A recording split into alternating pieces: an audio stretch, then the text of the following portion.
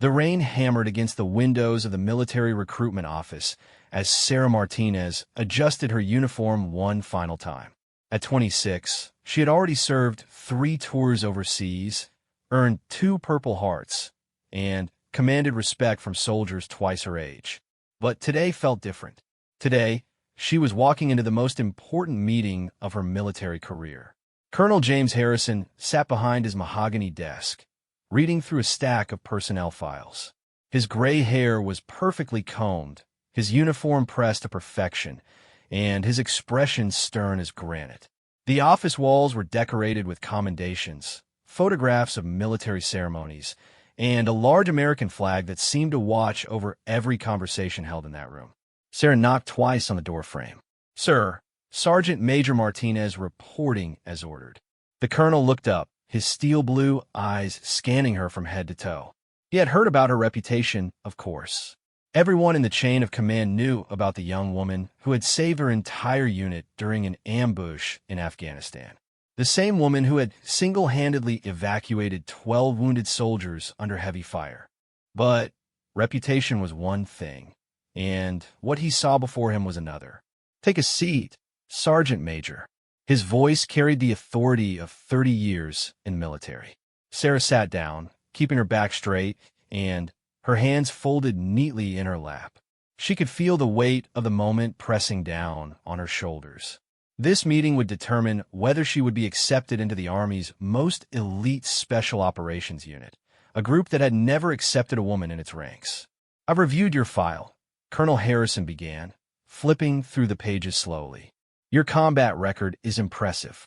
Your leadership scores are among the highest I've seen. Your physical fitness evaluations are outstanding." He paused, setting the file down and leaning back in his chair. "But this isn't about what's written on paper." Sarah remained silent, waiting for him to continue. She had prepared for this moment for months, knowing that her gender would be the elephant in the room. The Special Operations Unit had a long tradition of brotherhood, of men who trusted each other with their lives in the most dangerous missions imaginable. "The men in my unit have been through hell together," the colonel continued. "They've bled together, saved each other's lives, and formed bonds that most people could never understand. They trust each other completely because they know exactly what each man is capable of." The emphasis on the word man wasn't lost on Sarah. She had heard similar arguments before, during her climb through the military ranks. Always the same concerns about unit cohesion, about whether the presence of a woman would disrupt the delicate balance that made elite units so effective. "I understand your concerns, sir," Sarah said carefully. "But I believe my record speaks to my capabilities and my commitment to the mission."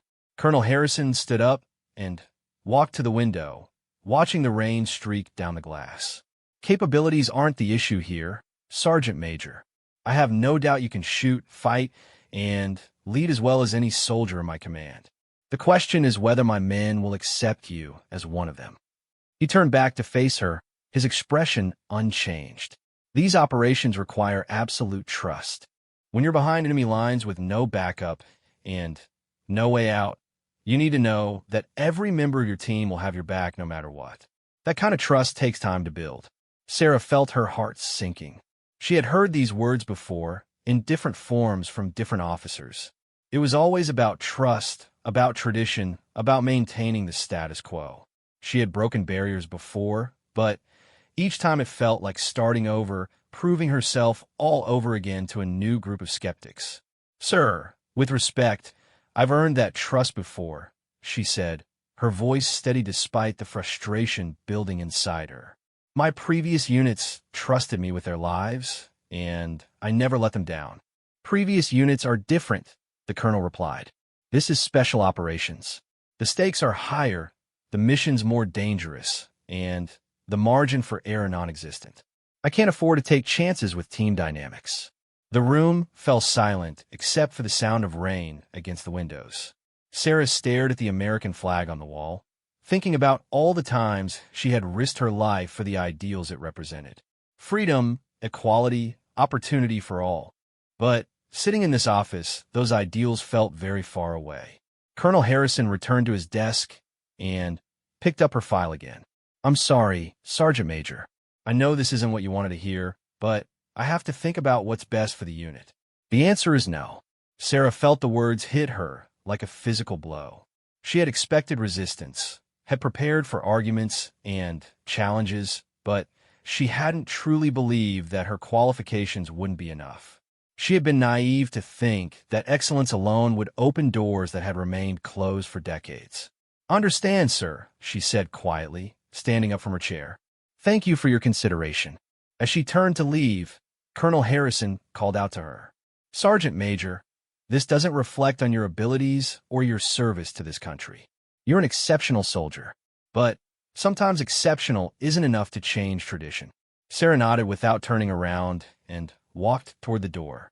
Her hand was on the handle when she paused, thinking about all the soldiers she had served with, all the lives she had saved, all the missions she had completed successfully. She thought about the young women coming up through the ranks behind her, looking for someone to break down the barriers that still existed in the military. "Sir," she said, turning back to face him, "what if I could prove that your men would accept me?" Colonel Harrison looked up from her file, his eyebrows raised slightly. "How would you do that?" "Give me a chance to train with them. Not as a member of the unit, but as a candidate. Let them see what I can do. Let them judge for themselves whether I'm someone they can trust." The colonel considered this for a moment, drumming his fingers on his desk. "Even if I agreed to that, which I'm not saying I will, what makes you think the outcome would be any different?" Sarah straightened her shoulders and met his gaze directly. "Because I believe in the men you've trained, sir. I believe that if they see me perform at their level, if they see me have their backs in training exercises, they'll judge me on my merit, not my gender." The rain continued to beat against the windows as Colonel Harrison studied her face, looking for any sign of doubt or uncertainty. What he saw instead was determination, courage, and an unwavering belief in herself and in the principles they both served. "I'll think about it," he said finally. Sarah saluted crisply. "Thank you, sir." As she left the office, she didn't know that her words had planted a seed of doubt in the colonel's mind. For the first time, he found himself wondering whether his concerns about unit cohesion were really about protecting his men or protecting a tradition that maybe, just maybe, was ready to evolve. 3 days passed before Sarah received a call. She was in the middle of a routine training exercise with her current unit when her commanding officer approached with a message from Colonel Harrison. Her hands trembled slightly as she read the brief note. "Report to Special Operations Training Facility Monday 0600 hours. Bring full gear. This is your one chance." That weekend, Sarah spent every waking moment preparing. She cleaned her weapons until they gleamed, organized her equipment with military precision, and ran extra miles to ensure she was in peak physical condition. But the most challenging preparation was mental. She knew that walking into that training facility would be like entering a battlefield where the enemy was prejudice and the weapon was performance. Monday morning arrived gray and cold. The Special Operations Training Facility sat on the outskirts of the base, surrounded by dense forest and rugged terrain perfect for combat simulations. As Sarah approached the main building, she could see several soldiers already assembled in the courtyard. They stood in small groups, talking quietly among themselves, their conversations stopping abruptly when they noticed her approach. These were the elite soldiers she had heard so much about. Each man was built like a machine of war, their faces bearing the weathered look of those who had seen combat in the world's most dangerous places. Their uniforms displayed an array of patches and badges that told stories of successful missions in places most people couldn't pronounce. Sergeant First Class David Rodriguez was the first to acknowledge her presence. A compact man with intelligent dark eyes, he had served alongside some of the most decorated soldiers in the Army. His reputation for tactical brilliance was matched only by his loyalty to his teammates. "You must be Martinez," he said, extending his hand. "Heard you were coming." Sarah shook his hand firmly. "Sergeant Major Martinez. Looking forward to training with your unit." "Our unit," Rodriguez corrected with a slight smile. "At least for the next few weeks." The other soldiers gradually introduced themselves. Staff Sergeant Michael Thompson, a tall Texan with an easy grin who specialized in demolitions. Sergeant First Class James Park, a quiet Korean-American sniper whose accuracy was legendary. Sergeant Kevin O'Brien, an Irish-American medic who could patch up wounds under fire and crack jokes at the same time. Each introduction felt like a small test. Sarah could sense them evaluating her handshake, her posture, her responses to their casual questions. They were professional and polite, but she could feel the underlying skepticism. She was an outsider trying to enter their brotherhood, and they weren't going to make it easy. Colonel Harrison appeared at 0600 hours sharp, his presence immediately commanding attention from all the soldiers. "Gentlemen," he began, then paused and looked directly at Sarah. "And lady, welcome to Special Operations Assessment and Selection. For the next 4 weeks, you'll be pushed beyond your limits physically, mentally, and emotionally." He began pacing in front of the group, his voice carrying across the courtyard. "This program has a 90% failure rate. Most of you will not complete it. Those who do will have earned the right to wear the patch of one of the Army's most elite units." Sarah noticed how he said, "most of you," while looking in her direction. The message was clear. He expected her to be among those who failed. "The first exercise begins now," Colonel Harrison announced. 12-mile forced march with full gear. You have 2 hours to complete it. Anyone who falls behind or fails to finish will be immediately removed from the program."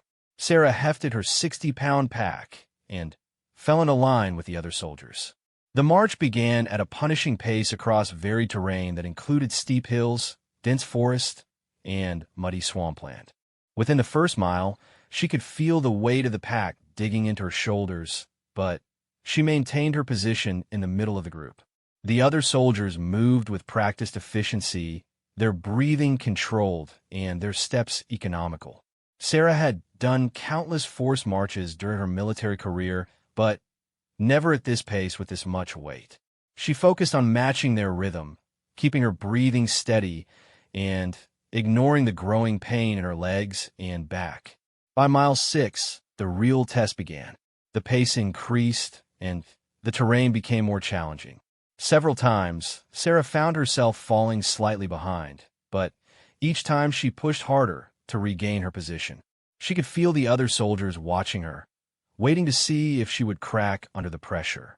Sergeant Thompson dropped back to run beside her during a particularly steep climb. "You doing okay back here?" "Just fine, Sergeant," Sarah replied through gritted teeth.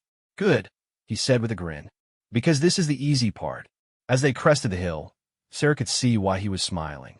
The descent was treacherous with loose rocks and hidden roots that threatened to send anyone tumbling down the slope. She watched how the experienced soldiers navigated the terrain, learning from their technique and adapting her own approach. By mile 10, her lungs were burning and her legs felt like lead weights.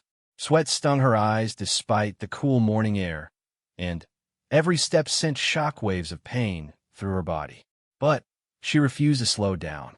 She had come too far and worked too hard to fail on the first day. The final 2 miles were a blur of pain and determination. Sarah lost track of everything except putting one foot in front of the other and keeping pace with the group.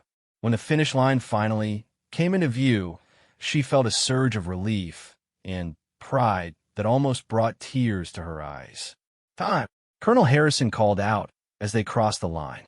1 hour, 53 minutes. Not bad. Sarah bent over, hands on her knees, trying to catch her breath. Around her, the other soldiers were similarly exhausted, but trying not to show it. She had finished in the middle of the pack, exactly where she needed to be. Not first, which might have seemed like showing off, but not last either. "First test complete," Rodriguez said, walking over to where Sarah was recovering. "How you feeling?" "Like I got hit by a truck," Sarah admitted, but still standing. "Good," he replied, "because tomorrow we start the real training." As the group dispersed to clean their gear and prepare for the afternoon session, Sarah felt a cautious optimism. She had survived the first challenge and earned at least a measure of respect from her fellow candidates. But she also knew that this was just the beginning. The real tests lay ahead, and Each one would be designed to push her closer to her breaking point. That evening, as she sat in her quarters cleaning her rifle, Sarah thought about the long road ahead. For weeks of the most challenging training the Army had to offer, with men who had every reason to want her to fail. But for the first time since her meeting with Colonel Harrison, she truly believed she had a chance to succeed. The shoulder patch of the Special Operations Unit sat on her desk, waiting to be earned. It was a simple piece of cloth, but it represented everything she had been working toward her entire military career. Tomorrow would bring new challenges, new tests, and new opportunities to prove that she belonged among the Army's elite. Sarah finished cleaning her weapon and prepared for bed, knowing that she would need every ounce of strength and determination for the trials ahead. The colonel had refused her once, but that was about to change. She was going to make sure of it. Week 2 of the selection process brought challenges that made the 12-mile march seem like a leisurely stroll. Sarah found herself crawling through mud under razor wire at 3 in the morning, her body screaming in protest as instructors shouted commands and fired blank rounds overhead. The noise was deafening, the confusion deliberate, and the physical demands pushed every candidate to their absolute limits. Of the original 24 candidates who had started the program, only 14 remained. 3 had been medically discharged after injuries, 4 had voluntarily withdrawn, and 3 had been removed for failing to meet standards. Sarah had watched each departure with a mixture of sympathy and relief, knowing that every person who left increased her own chances of success. The surviving candidates had begun to form the tight bonds that Colonel Harrison had spoken about. Shared suffering had a way of breaking down barriers, and Sarah found herself increasingly accepted as part of the group. When Sergeant Park twisted his ankle during a night navigation exercise, she helped carry his gear without being asked. When Sergeant O'Brien ran out of water during a desert survival training, she shared hers despite her own thirst. These small acts of mutual support didn't go unnoticed by the instructors or by Colonel Harrison, who observed many of the exercises from a distance. Sarah could often feel his eyes on her, evaluating her every move, looking for signs of weakness or evidence that she didn't belong. The psychological testing was perhaps more challenging than the physical demands. Candidates were subjected to interrogation simulations, sleep deprivation, and scenarios designed to test their decision-making under extreme stress. Sarah found herself tied to a chair in a mock prisoner of war scenario, facing hours of questioning by instructors playing the role of enemy interrogators. "Tell us about your unit's positions," the instructor demanded, his face inches from hers.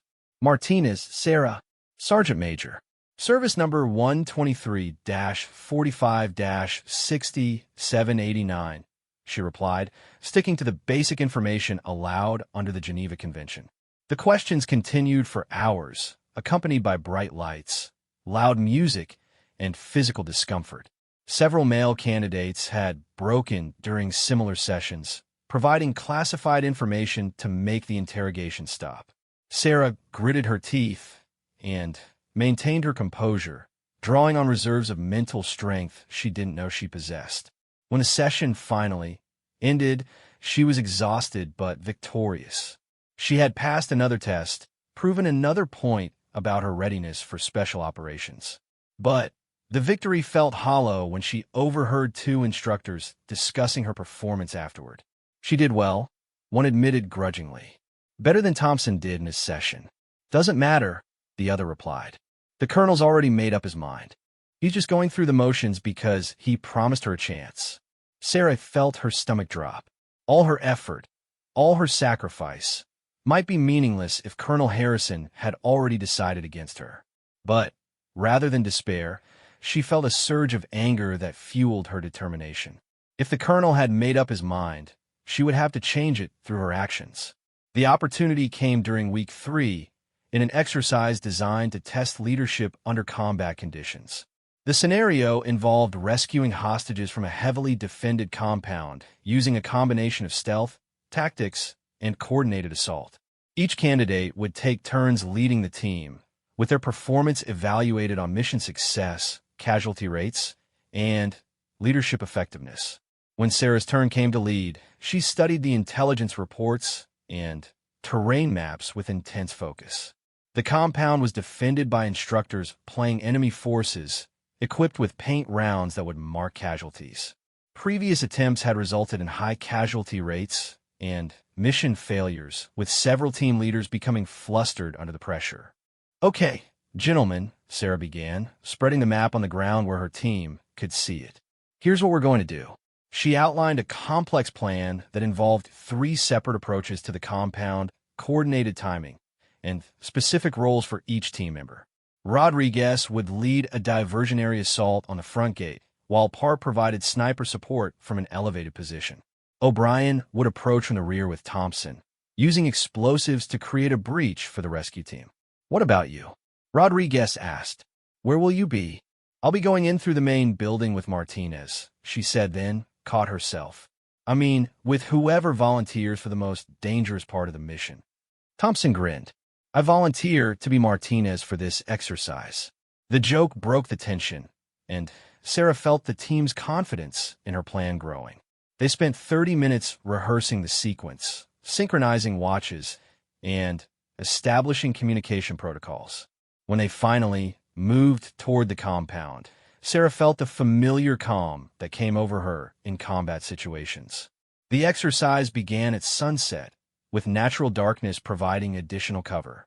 Sarah led her portion of the team through dense underbrush, using hand signals to communicate and maintaining absolute silence. Years of combat experience had taught her to read terrain, anticipate enemy positions, and move with ghost-like stealth. The diversionary assault began exactly on schedule, with the sound of simulated gunfire echoing across the training area. As the defending instructors rushed toward the front gate, Sarah's team breached the rear compound wall and moved toward the main building where the hostages were being held. They encountered their first offender at the building entrance. Sarah's hand signals directed O'Brien to the left while she took the right approach. The instructor playing the enemy guard never saw them coming, receiving paint round center mass before he could raise his weapon. Inside the building, the team moved with precision through darkened corridors, using night vision goggles and practiced room-clearing techniques. They found the hostages in the building's central room, guarded by 2 more instructors. Sarah's team eliminated both guards without casualties and secured the hostages for extraction. Mission accomplished, Sarah radioed to the other teams. Hostages secured, no casualties. The extraction went smoothly, with the team exiting through their planned route, while the diversionary assault continued to hold the defenders' attention. When they reached the designated safe zone, Sarah felt a surge of pride and relief. Her plan had worked perfectly, achieving mission success without losing a single team member. Colonel Harrison was waiting at the debriefing area, his expression unreadable as always. The exercise evaluators presented their assessment to the group, highlighting the successful planning, flawless execution, and effective leadership demonstrated during the mission. "Outstanding work," the chief evaluator announced. "This is exactly the kind of performance we expect from special operations personnel." After the formal debriefing, Rodriguez approached Sarah with a serious expression. "That was good leadership out there. Real good. I've been doing this for 8 years, and I've never seen a better planned rescue operation." Similar compliments came from the other team members, each acknowledging her tactical skill and leadership ability. For the first time since the program began, Sarah felt like she truly belonged among these elite soldiers. They had seen her perform under pressure, had trusted her with their simulated lives, and had not been disappointed. But the real test would be Colonel Harrison's reaction. Throughout the debriefing, he had remained silent, taking notes and observing the team's interactions. Sarah couldn't read his expression, couldn't tell whether her performance had impressed him or simply confirmed his existing opinions. As the group prepared to return to quarters, Colonel Harrison approached her privately. "Walk with me, Sergeant Major." They walked in silence through the darkened training area, past obstacle courses and firing ranges that had become familiar landmarks over the past 3 weeks. Finally, Colonel Harrison stopped near a memorial wall dedicated to special operations soldiers killed in action. "Your performance tonight was exceptional, he said quietly. The planning was thorough, the execution flawless, and your leadership inspired confidence in your team. Sarah felt her heart racing, but she kept her expression neutral. Thank you, sir. But exceptional performance in one exercise doesn't change the fundamental challenges we discussed in my office, he continued. This unit deploys to the most dangerous places on Earth. The men need to know they can trust each other completely, without reservation or doubt. Sarah felt her hopes beginning to crumble again. Even a perfect performance apparently wasn't enough to overcome the colonel's preconceptions about gender and unit cohesion. I understand your concerns, sir, she said carefully. But tonight, those men trusted me with their lives. And they performed brilliantly because they knew I had their backs. Colonel Harrison nodded slowly, staring at the names on the memorial wall. Yes, they did. And that's what has me reconsidering everything I thought I knew about this situation. For the first time, Sarah heard uncertainty in his voice. The absolute confidence that had characterized their previous conversations seemed to be wavering, replaced by genuine contemplation about the decision he faced. 1 week remains in the program, he said finally. We'll see how things develop. As they walked back toward the barracks, Sarah felt a cautious optimism growing inside her. She hadn't won yet, but for the first time, she sensed that Colonel Harrison was truly considering the possibility that she might belong among his elite soldiers. The final week would determine everything. The final week arrived with an intensity that made everything before seem like preparation. Only 8 candidates remained from the original 24, and the competition had become fierce. Each remaining soldier was exceptional, pushing the others to perform at levels they hadn't known were possible. Sarah found herself surrounded by the absolute best the Army had to offer, men who had already proven themselves in combat, and were now fighting for a place among the elite. The instructors seemed determined to break whoever was left standing. Training exercises ran 18 hours a day, with only brief periods for food and equipment maintenance. Sleep became a luxury measured in minutes rather than hours. Sarah's body moved on autopilot, muscle memory, and willpower carrying her through challenges that would have seemed impossible just a month earlier. On Tuesday of that final week, disaster struck during a high-altitude parachute training exercise. Sergeant First Class David Rodriguez, who had become Sarah's closest ally among the candidates, experienced a malfunction with his main chute during descent. His reserve chute deployed, but not fully, leaving him in a dangerous spiral that threatened to end in a fatal crash. Sarah watched from above as Rodriguez fought to control his descent. Without hesitation, she maneuvered her own parachute toward his position, ignoring the safety protocols that required maintaining separation during training jumps. The instructors on the ground were shouting warnings through the radio, but she couldn't hear them over the wind and her own determination to help a fellow soldier in danger. Getting close enough to help Rodriguez required precise flying and split-second timing. Sarah had to account for his uncontrolled spin, the wind conditions, and the rapidly approaching ground.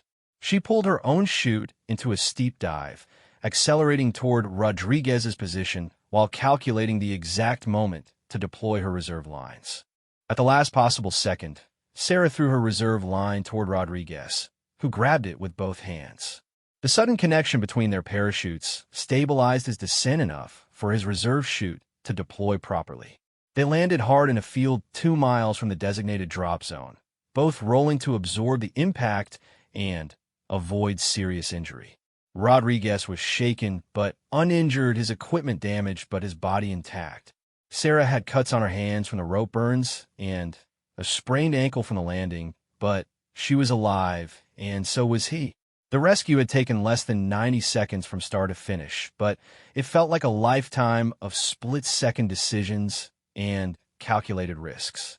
The medical team reached them within minutes, followed closely by Colonel Harrison and the training staff. While the medics examined Rodriguez, the colonel pulled Sarah aside for a private conversation. "That was either the bravest thing I've ever seen or the most reckless," he said, his voice tight with emotion. "You violated every safety protocol we have, put yourself in extreme danger, and could have been killed. Sarah stood at attention despite her injuries. "Sir, I couldn't watch a fellow soldier die when I had the ability to help him, even if helping him meant failing the program," Colonel Harrison asked. "Because that's what should happen.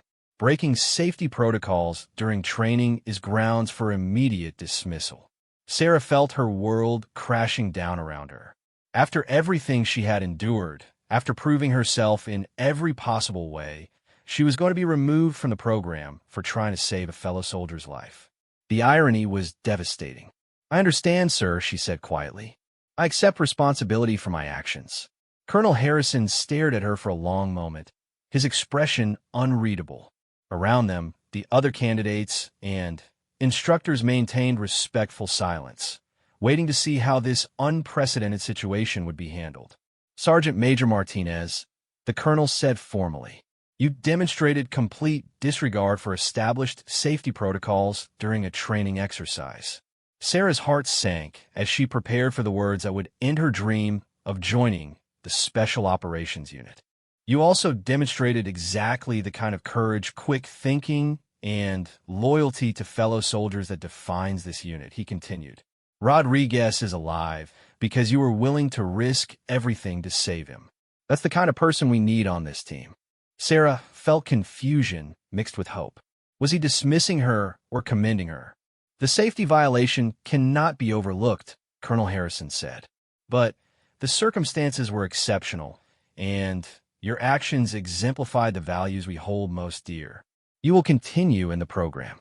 Relief flooded through Sarah's body, making her knees weak. She had not only avoided dismissal, but had apparently impressed the colonel with her willingness to put others before herself. The rescue had been instinctive, the natural response of a soldier who valued human life above all else. Rodriguez approached them, his own relief evident on his face. "Sir, I want to make something clear. Martinez saved my life today. If she hadn't acted when she did, I'd be dead right now. Any man in this unit would be proud to serve alongside her." The other candidates nodded their agreement, their respect for Sarah evident in their expressions. What had begun as skepticism and doubt had transformed into genuine admiration for her skills, courage, and character. She had earned their trust through action, not words. The remainder of the week passed in a blur of final examinations, evaluations, and ceremonies. Sarah pushed through the pain of her injuries and the exhaustion of weeks of brutal training. Her ankle throbbed with every step. Her hands were bandaged from the rope burns, but her spirit soared with the knowledge that she had proven herself worthy. The final graduation ceremony was held on Friday morning in the same courtyard where Sarah had first met her fellow candidates.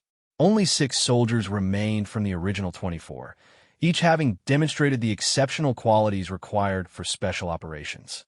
They stood in formation, back straight and eyes forward, waiting for Colonel Harrison to announce the results. "Ladies and gentlemen," the colonel began, his voice carrying across the silent courtyard. "You have completed one of the most demanding training programs in the United States military. You have been tested physically, mentally, and emotionally, and you have not been found wanting." He paused, looking at each candidate individually before continuing. "Each of you has demonstrated the courage, skill, and dedication required to serve in this unit. Each of you has earned the right to wear our patch and call yourself a member of this brotherhood." Sarah felt tears forming in her eyes as the colonel approached with a small wooden box containing the special operations patches. When he reached her position in the formation, he stopped and looked directly into her eyes. "Sergeant Major Sarah Martinez," he said formally, "for exceptional performance during training, for courage under fire, and for exemplifying the values of this unit, you are hereby accepted as a full member of Special Operations Unit 7. He pinned the patch to her uniform with ceremonial precision, the small piece of cloth representing years of struggle, sacrifice, and determination. Around her, the other new members of the unit were receiving their own patches, but Sarah was lost in the moment of personal victory.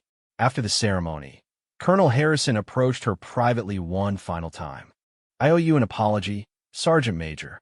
When you first came to my office, I was wrong to judge you based on preconceptions rather than your qualifications. Sarah stood at attention, still overwhelmed by the magnitude of her achievement. Sir, you gave me the chance to prove myself. That's all I ever wanted. Your shoulder patch will speak for you now, he said with a slight smile. But I have a feeling you'll continue speaking quite eloquently for yourself. As Sarah walked away from the ceremony, she thought about the journey that had brought her to this moment. The rejections, the doubts, the physical and mental challenges that had pushed her to her limits. But also the support of fellow soldiers, the gradual building of trust and respect, and the ultimate recognition that excellence knows no gender. The patch on her shoulder was small and understated, but it represented a breakthrough that would open doors for countless women who would follow in her footsteps. Sarah Martinez had not only earned her place among the Army's elite, she had changed the definition of what that elite could be. The colonel had refused her once, but her actions had spoken louder than his doubts, and, in the end, that had made all the difference. 6 months after graduation, Sarah found herself in a briefing room halfway around the world, studying satellite images of a compound in a country whose name couldn't be mentioned in official reports. The mission was classified at the highest levels, involving the rescue of American diplomats held hostage by a terrorist organization that had proven immune to diplomatic pressure. The team assembled for this operation represented the best of the Special Operations Unit. Rodriguez sat to her left, his expertise in tactics invaluable for planning their approach. Thompson studied the explosive requirements for breaching the compound walls. Park calculated sniper positions and fields of fire. O'Brien prepared medical supplies for treating injured hostages and potential team casualties. Colonel Harrison stood at the front of the room, pointing to key features on the aerial photographs. Intelligence indicates 12 to 15 hostiles, armed with automatic weapons and possibly explosives. 3 American hostages, held on the second floor of the main building. Local authorities cannot or will not intervene. Sarah listened intently as the mission parameters were outlined. Night insertion by helicopter, approach on foot through hostile territory, coordinated assault, and rescue, extraction under fire. It was exactly the kind of operation that the unit had been created to handle, the reason for all their training and preparation. Martinez, you'll lead Team Alpha through the main breach, Colonel Harrison announced. Rodriguez, you take Team Bravo around the rear. Thompson, you handle the explosive entry. Park provides overwatch. O'Brien stands by for medical support. The assignment of leadership role to Sarah drew no complaints or surprised looks from her teammates. Over the past 6 months, she had proven herself repeatedly in training exercises and smaller operations. The men who had once questioned her presence now trusted her judgment without reservation. Preparation for the mission took 18 hours of intensive planning, equipment checks, and rehearsals. Every detail was scrutinized and contingencies planned for multiple scenarios. Sarah found herself in the familiar zone of complete focus that came before dangerous operations, her mind calculating distances, timing, and tactical possibilities. The insertion went smoothly, with the team landing 3 miles from the target compound under cover of darkness. They moved through mountainous terrain with practiced stealth, communicating through hand signals and maintaining absolute noise discipline. Years of training together had created an almost telepathic understanding between team members. As they approached the compound, Sarah could see the guards patrolling the perimeter with obvious lack of discipline. These were not professional soldiers, but militants whose confidence had been built on terrorizing civilians rather than fighting trained opponents. That overconfidence would work in the rescue team's favor. Alpha Team in position, Sarah whispered into her radio, watching the compound through night vision equipment. The building layout matched their intelligence exactly, with guards concentrated at the front gate and rooftop positions. The rear approach would provide the best opportunity for undetected entry. Bravo Team ready. Rodriguez responded from his position on the compound's opposite side. Thompson's explosive charge detonated precisely on schedule, blowing a hole through the compound's rear wall and creating the distraction needed for both teams to advance. Sarah led her team through the breach while the confused guards rushed toward the source of the explosion. Inside the compound, the team moved with deadly efficiency through corridors they had memorized from floor plans. 2 guards attempted to block their advance and were eliminated with silenced weapons before they could raise an alarm. Sarah felt the familiar calm of combat operations settling over her, time seeming to slow as her training took control. They reached the stairway to the 2nd floor without encountering further resistance. The terrorist guards were poorly organized and had no contingency plan for a professional assault. Sarah could hear confused shouting from other parts of the building as Rodriguez's team created additional diversions. The hostages were found in a room at the end of the 2nd floor corridor, guarded by 2 militants who surrendered immediately when confronted by armed special operations soldiers. The 3 American diplomats were alive, but in poor condition after weeks of captivity. O'Brien immediately began medical assessments while the team secured the room. Hostages secured. Sarah radioed to the command center. 3 alive, medical attention required, ready for extraction. The extraction route had been planned to avoid the main areas where fighting continued between the terrorists and Rodriguez's diversionary team. Sarah led the group down a service stairway and through the compound's kitchen area toward the predetermined extraction point. That's when the mission went wrong. A terrorist fighter, wounded but still mobile, emerged from a storage room just as the rescue group passed. He was armed with an assault rifle and clearly intended to kill the hostages rather than allow their rescue. Time slowed to a crawl as Sarah saw the weapon rising toward the group of diplomats she was sworn to protect. Without conscious thought, Sarah threw herself between the gunmen and the hostages, her own weapon rising to return fire. The terrorist bullets struck her in the shoulder and chest, spinning her around but not stopping her from putting 3 rounds center mass into her target. The militant dropped to the floor, his weapon clattering away harmlessly. "Martinez down," O'Brien shouted, rushing to her side as blood began spreading across her uniform.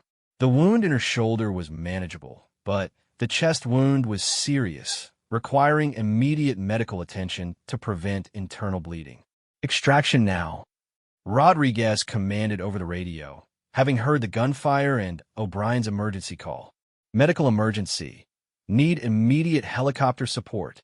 The team carried Sarah and the rescued hostages to the extraction point, where a military helicopter waited under covering fire from additional special operations personnel. During the 20-minute flight to the nearest military hospital, O'Brien worked frantically to stabilize Sarah's condition while she drifted in and out of consciousness. "Stay with us, Martinez," Rodriguez urged, holding pressure on her wound. "You don't get to leave this team now." Sarah tried to smile despite the pain that felt like fire in her chest. "Mission accomplished," she whispered. "Mission accomplished," he confirmed. 3 hostages safe, 0 casualties except you. And that's going to be fine. The surgery took 6 hours, with doctors working to repair damage from the terrorist bullets. Sarah survived, but the recovery would take months of physical therapy and medical leave. She awoke to find Colonel Harrison sitting beside her hospital bed, his usually stern expression showing genuine concern. "How are you feeling, Sergeant Major?" "Like I got shot," Sarah replied weakly. "But the hostages? Safe and being debriefed by intelligence personnel. All 3 are going home to their families because of what you and the team accomplished." He paused, studying her face. The president himself called to express his gratitude for the successful mission. Sarah felt a sense of completion that had nothing to do with presidential recognition. She had done exactly what she had trained to do, what she had fought for the right to do. The mission was successful, the hostages were safe, and her team had trusted her with their lives. "There's something else," Colonel Harrison continued. "Your actions during the rescue, particularly your willingness to sacrifice yourself for the hostages, are being recommended for the Medal of Honor. It's the highest recognition this country can give a soldier." Sarah was quiet for a moment, thinking about the path that had brought her to this point. From the colonel's initial refusal to accept her into the unit, through the grueling training and gradual acceptance, to this moment when she was being honored for the same courage he had once doubted she possessed. "Sir," she said finally, "when I first came to your office, you said my qualifications weren't enough to overcome tradition. Colonel Harrison nodded. I remember. I also remember being wrong about that. The patch on my shoulder spoke for me when words couldn't," Sarah said, touching the special operations insignia that had become such an important part of her identity. But in the end, it was actions that made the difference. "Yes," the colonel agreed. "And your actions have spoken quite clearly about the kind of soldier you are." 6 months later, Sarah stood in the White House Rose Garden as the president placed the Medal of Honor around her neck. The ceremony was attended by her family, her teammates from the Special Operations Unit, and Colonel Harrison, who had requested permission to present her with the award personally. For conspicuous gallantry and intrepidity at the risk of her life above and beyond the call of duty, the president read from the citation. Sergeant Major Sarah Martinez distinguished herself through extraordinary heroism during a hostage rescue operation. As the ceremony concluded and photographs were taken, Rodriguez approached with a grin. "So, Martinez, what's next? You've pretty much accomplished everything a soldier can accomplish." Sarah looked at the medal in her hands, thinking about the young women in the military who would see this moment and dare to dream of breaking their own barriers. The colonel had refused her once, but that refusal had only made her more determined to prove that excellence knew no boundaries. "What's next," she said with a smile, "is training the next generation of special operations soldiers, making sure they understand that the only thing that matters is whether you can do the job." Colonel Harrison overheard the comment and nodded approvingly. "I couldn't agree more, Sergeant Major. I couldn't agree more." The small patch on Sarah's shoulder had indeed spoken for her, but her actions had written a new chapter in military history. She had not only earned her place among the elite, she had redefined what elite meant for generations of soldiers who would follow in her footsteps. The colonel's refusal had become acceptance, doubt had become respect, and barriers had become bridges to a future where courage and capability mattered more than tradition and prejudice.